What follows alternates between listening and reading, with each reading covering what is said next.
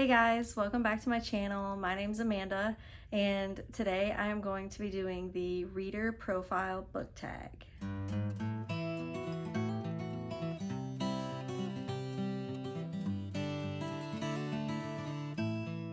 I was tagged by Charlene at Coffee and a Book to do this tag, and the original creator of this tag was Hillary at Book Bustle. I will link both of their channels down in the description, but let's get started. So the first question is, what makes a good book? I would say that there are a few different things that can make a book really good for me. I have found that I really like to read books that are full of either romantic relationships, parent-child relationships, friendships, anything, any kind of relationships. But I love to see authors kind of build relationships between characters. So I think you have to have strong characters that can then be worked together to make those relationships ones that I care about and want to see through to the end. I also think that sometimes when characters are not as developed, for me, that can be made up for in a really good plot. So like in a thriller or something like that, you know, I want to care about the characters, but also there has to be a pretty good plot that is something that I want to read about. Here lately, that has been more on the dark and twisty side, but yeah, I think books with characters that are engaging or a plot that is really engaging. Now, if you combine both, that would be the sweet spot. The next question is, what are you currently reading? I'm currently reading 11/22/63 by Stephen King. That is a chunker. It is 849 pages.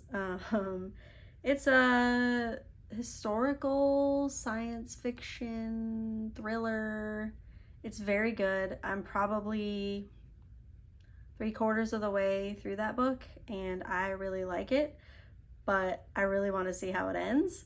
The next book I'm reading is The Voyage of the Dawn Treader by C.S. Lewis. So I am reading through the whole Narnia series, and this is the next one that I'm reading. If you know the story of The Lion, the Witch, and the Wardrobe, this is a continuation kind of those children's stories. The next one I'm reading is on my Kindle, and that is Into the Drowning Deep by Mira Grant. This is a science fiction, horror. It's really good. I really have enjoyed it so far. It's about mermaids, or sirens, I guess is the technical term for it. Some scientists go out to see if they can find them, and madness ensues. It's very good so far, very propulsive read, but also pretty good characters, so I'm really enjoying that one. The next one I'm reading is The Lottery and Other Stories. That is a book of short stories by Shirley Jackson. They are in the horror genre. The ones that I've read so far have been, I've only read a few. I did read The Lottery. That's a very good story. Definitely horror, and definitely kind of leaves you just like, oh. So I'm looking forward to reading the rest of those. I like that they're like bite-sized chunks that I can just kind of read here or there when I have just a minute and I don't want to like dive into the whole, like a whole book and be in the middle of a chapter. Then let's see, on audio, I am listening to Project Hail Mary by Andy Weir. This is a science fiction. It is so good, especially on audio. The narrator is really good, and there's some alien stuff in there, and so with the audio you get something a little bit different than if you would have read it yourself. I really like the story of that. The main character basically wakes up in space and then has to try to figure out why he's there and what he's doing. It's really great so far. I really love it. I'm also listening to The Surgeon's Daughter by Audrey Blake. That is the second book by that author that I have read. I guess it's a duology. The first one is, what's the name of the first one? The first one was The Girl in His Shadow. Then that followed Nora Beatty, who is basically trying to become a doctor, but it's set in the past and she can't, it's not a thing yet. So that one is historical fiction, and I love Nora Beatty, and I love talk about a good character development. That one, Nora's character is developed very well, and I really love her. So I would read anything probably by that author, but also anything with that particular character in it.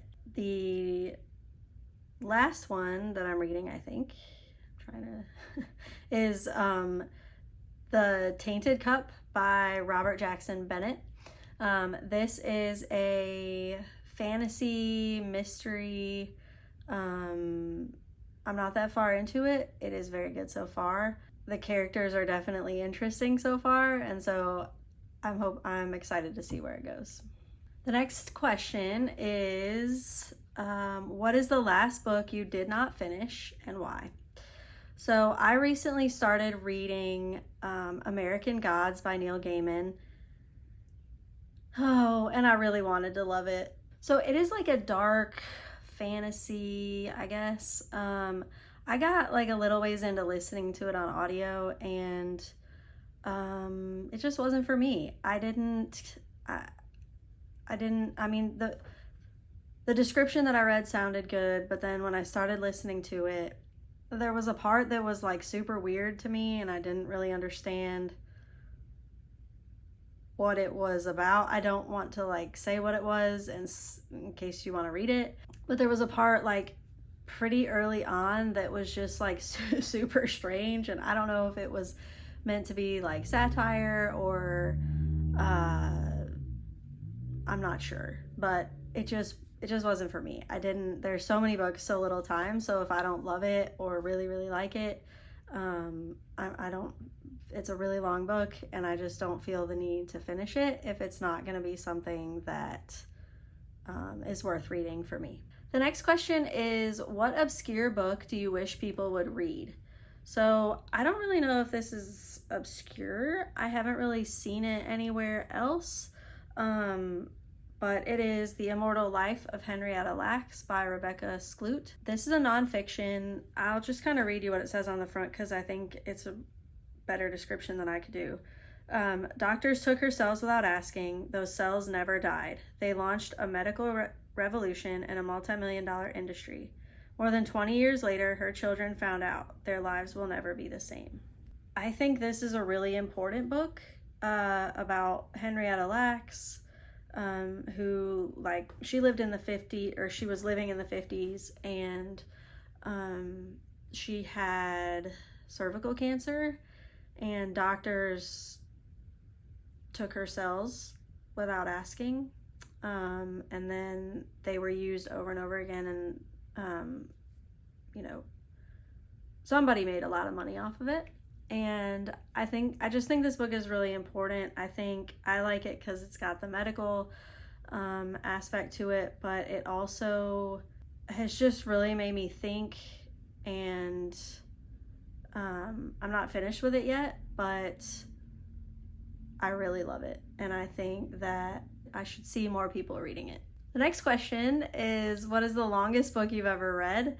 I'm gonna kind of cheat a little bit and go with the one that I'm currently reading. 11/22/63 by Stephen King is almost 900 pages, and I don't think I have ever even attempted to read a book that long. My dad actually gave me that book, and I would read anything my dad recommended.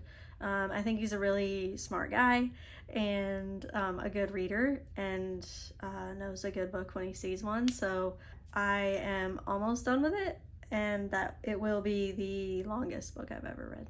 All right, the next question is, if you could have a dinner party with 5 fictional characters, who would they be? So I chose Dumbledore from Harry Potter, and then I chose Inspector Gamache, who is the inspector in the Three Pines series by Louise Penny. I think he is so smart. I think maybe he is a big softie at heart, but he definitely has to be a little bit more rough and tough for his job, but he is also you can tell that he has a really good heart, and I think that combination in him is very interesting. The other 3 that I chose are strong, in my opinion, strong and interesting female characters. I chose Stella from the Kiss Quotient. She is an autistic woman, and I would love to talk to her and hear from her. And then I chose Katniss from the Hunger Games. Then I chose Nora Beatty from The Surgeon's Daughter and The Girl in His Shadow. The next question is to list 5 books that you would want to have with you if you were stranded on a deserted island. So I watched Charlene's video, and I never thought about it to answer this question this way, but a book about how to survive on a deserted island would be good. Maybe a first aid book. So I'm gonna steal that because it's a very good idea to have that. Beyond that, I would probably bring a few books I haven't read. One that comes to mind that's a longer book, because if I'm going to be there a while, I'm going to want something long to read, would be The Stand by Stephen King. I have heard really great things about that, and given that I really love 11/22/63, I think that I definitely want to read that, and I think it'd be a good choice for a deserted island. I would probably bring some classics that I haven't read. The Color Purple comes to mind. Probably at least one book of short stories. I would also probably bring at least one romance book, like a fun, lighthearted romance book. Maybe The Kiss Quotient or The Bride Test, one of those. I would try to have a variety because I'm going to be reading those 5 books over and over again, so I'm going to make sure that I have a variety, and also at least 1 or 2 that I haven't read yet, just in case I get rescued, and I will at least have checked some books off my TBR. Okay, the next question is, what is one book that you could not put down? Oh, it's hard to choose just one. One that comes to mind is The Thursday Murder Club by Richard Osman. This is a contemporary mystery crime book, but I loved it because the majority of the characters are elderly, and a lot of it takes place in a retirement home. I just think that's so fun and so interesting and different than anything that I had read up until the point that I read that. Yeah, I just loved it. I thought it was a great book. It was so fun to read that I just didn't want to put it down. Okay, the next question is to list 5 books or authors that you would never read. So this one's hard for me. The first author that comes to mind would be Sarah J. Maas. I have actually read a couple of the A Court of Thorns and Roses series. I read the first one and I thought, okay, I'm looking for fantasy, and those are super popular, and they're kind of everywhere. So I thought, well, I'll try it, but they just weren't for me. I think that fantasy could be done better. Fantasy could be it could be better written. It could have a better plot and better characters. And so I just decided I'm not going to spend all my time reading books just because other people think they're good, even though they're super popular. I will likely not read any more of her books. Beyond that, it's kind of hard. There's not many authors that I could say I wouldn't at least try one of their books. what I can say is that if I found out that an author was not a nice person, or not kind, or was doing things that were mean or not just unacceptable to me, then I probably wouldn't read their books. So if I'm gonna read your books, then you need to be a decent human. The last question is, if you were to write a book, what would it be about? Oh, I don't know. I mean, I think it would probably be something that I feel like I know a decent bit about. I would maybe write a book about homeschooling. I spend a fair amount of time educating myself on how to do that and coming up with my educational philosophy. So I could probably write a book about that. I could probably write a book about dachshunds. I could probably write the story of me and my first dachshund. I think that would be an interesting book. And maybe I could write a book about books. I could write a book about reading. All right, so that is the reader profile book tag. I had a lot of fun doing this. I'm so glad that I was tagged to do it. I will maybe try to tag some people in the description, but if I don't and you want to do it, definitely do it. It was a lot of fun to think about answers to these questions. Okay, so for the kindness moment today, I have a quote that says, "Kindness is choosing love over hate, light over darkness, compassion over judgment." I think the part of that sticks out to me is choosing. Kindness is a choice. I try to tell my kids this all the time.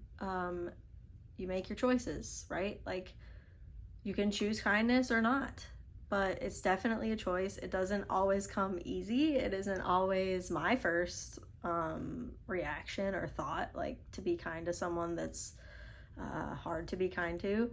But it's definitely a choice, and it's always a choice. We always have that choice to be kind. So on that note, go out there and be kind to someone today, y'all.